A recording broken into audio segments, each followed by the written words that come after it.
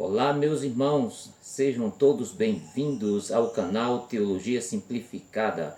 Eu sou o pastor Evandro Oliveira e estamos aqui para dar prosseguimento ao quarto trimestre de 2021, lições bíblicas dos adultos. Estamos estudando sobre o apóstolo Paulo, lições da vida e ministério do apóstolo dos gentios para a Igreja de Cristo. Nós chegamos agora à lição de número 8. As outras 7 lições anteriores se encontram agrupadas em playlist para facilitar sua consulta. A você que tem nos acompanhado, muito bem-vindo a mais uma aula. E você que chegou agora é muito bem-vindo também. E olhe, no primeiro trimestre de 2022 estaremos estudando sobre a supremacia das Escrituras.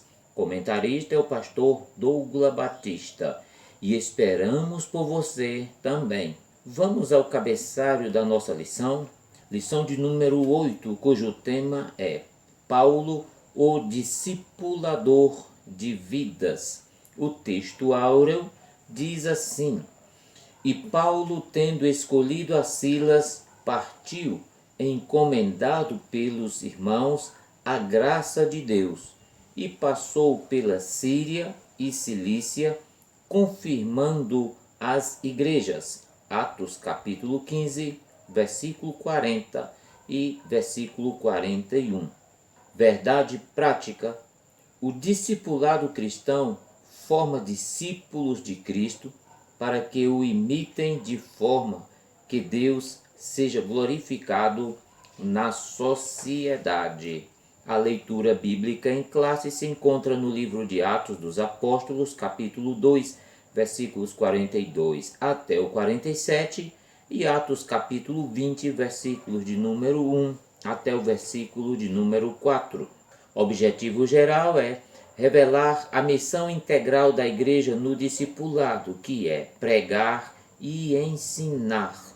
Nós estaremos enfatizando bem este objetivo geral da nossa lição de hoje. Vamos para os objetivos específicos. Objetivos específicos: primeiro, relacionar o apóstolo Paulo com o discipulado bíblico. Segundo, salientar a integralidade da missão no discipulado, que é pregar e ensinar. E terceiro ponto, ponderar o discipulado com as pessoas de outras culturas.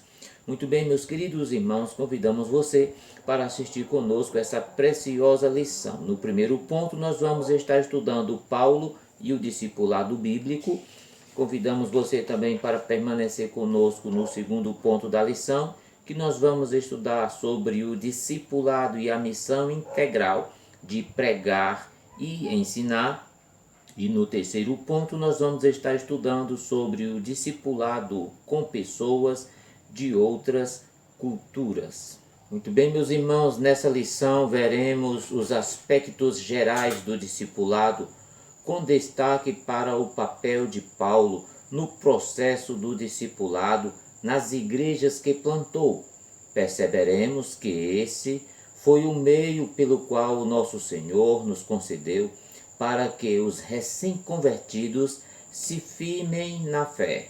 Em que se baseava o princípio do discipulado na igreja primitiva? Quando o discipulado começa? O que o ministério do apóstolo Paulo nos mostra acerca do discipulado? Muito bem, meus queridos irmãos, estas perguntas estaremos respondendo agora.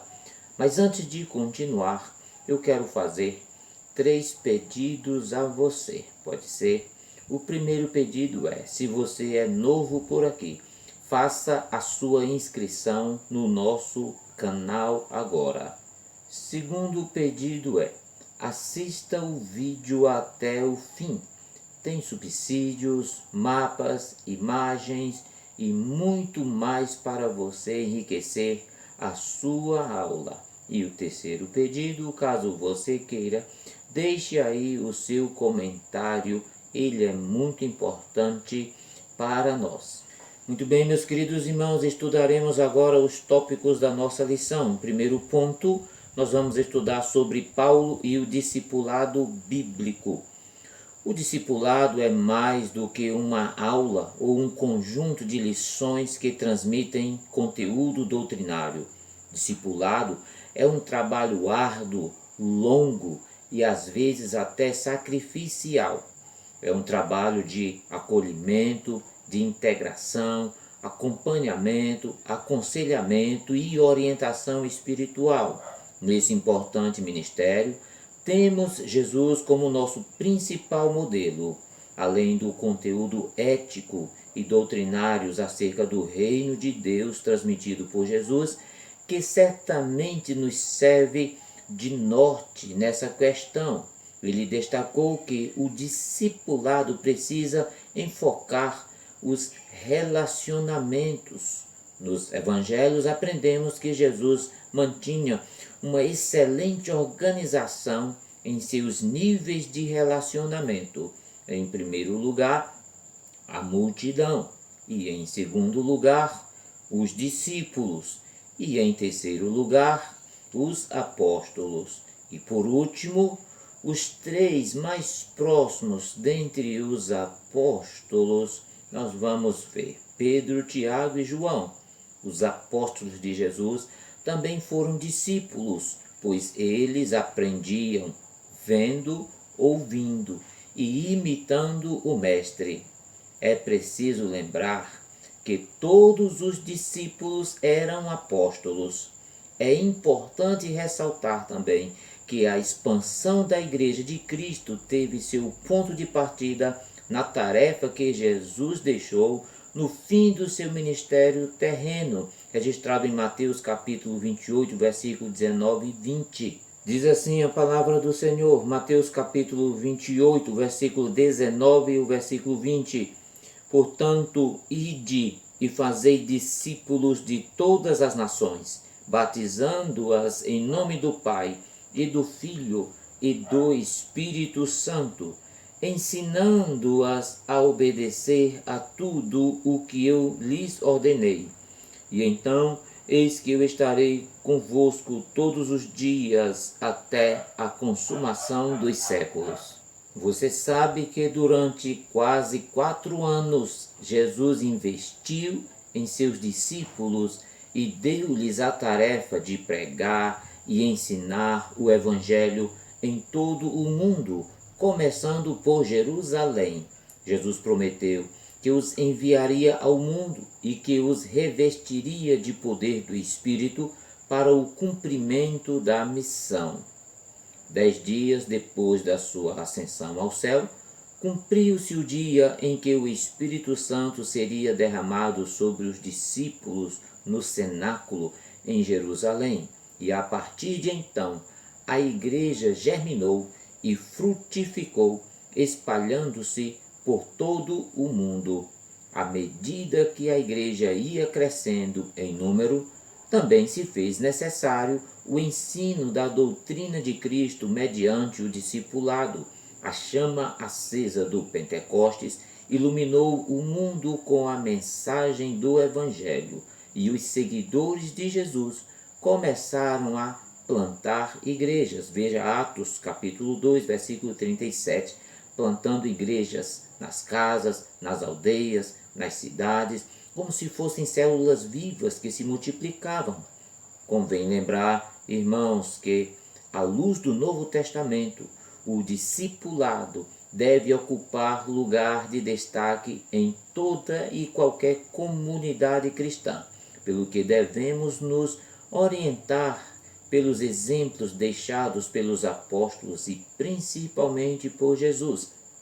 Se não, vejamos, no início do seu ministério, Jesus chamou 12 homens que se constituíram em seguida em seus discípulos, quer dizer, Jesus estava iniciando um trabalho e que ele iria discipular, preparar e equipar para a obra que o próprio Jesus estava anunciando ao mundo, que era o estabelecimento de um reino que jamais teria fim. Muito bem, meus queridos irmãos, vamos para o segundo ponto da nossa lição: o discipulado e a missão integral de pregar e ensinar. O conhecido texto de Mateus capítulo 28, versículo 19, que diz: portanto, vão e façam discípulos de todas as nações. Veja aqui, o verbo ensinar, de ensinar em todas as nações, significa fazer discípulo. O discipulado começa com as pessoas que aceitam a Jesus como seu Salvador. A conversão a Cristo é o ato milagroso que o Espírito opera, fazendo germinar a semente que se reproduzirá em muitas outras sementes, e esse processo gera a igreja. A semente do Evangelho germina e frutifica quando cuidada pelos discipuladores, que devem pregar e ensinar com clareza as verdades do Evangelho. O discipulado é o trabalho de todos os crentes.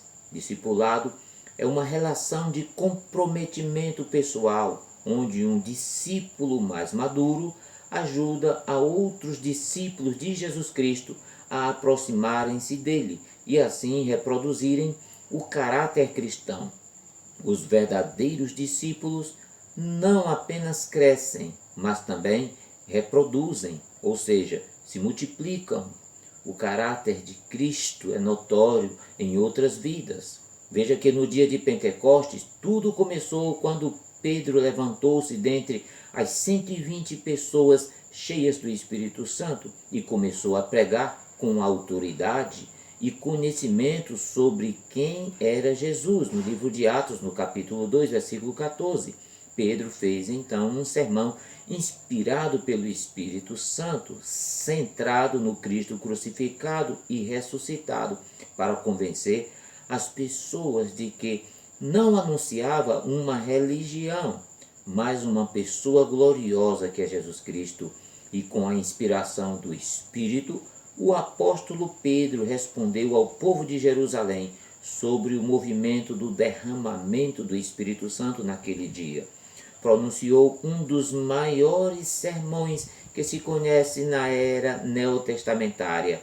Veja, irmãos, que a graça, a unção e o conhecimento revelado por Pedro deixou aquela multidão perplexa, e quase 3.000 pessoas conheceram a Jesus como Salvador e Senhor, que realmente foi o Messias enviado por Deus. Isso está registrado em Atos capítulo 2, versículo 37 ao 41.